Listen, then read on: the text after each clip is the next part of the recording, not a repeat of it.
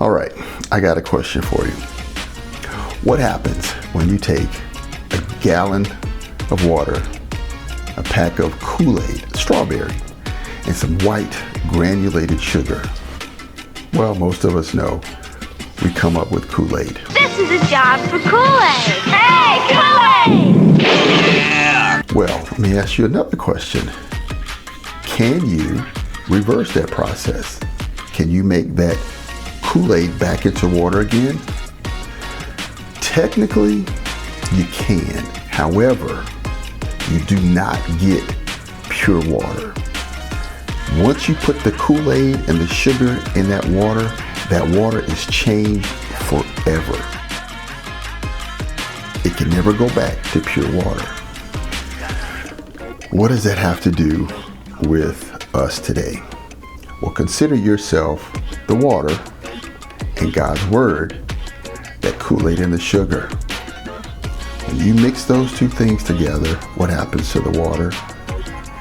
It changes forever, never to be the same again. When God's word enters your life, you are no longer you. You are a direct reflection of who God is. You know, this morning I had an emotional response to a song, and that got me to thinking. You know, sometimes I read God's word and I get emotional about it. And I have to ask myself, have I been changed because of that? Because if God's word is like that Kool-Aid and it changes the water forever, God's word should be changing me forever, despite the emotion that I might have. Now, it's always good to have emotional responses to God's word or to a particular song, but let's not get caught up on the emotion, because the emotion isn't what changes you. It's God's word.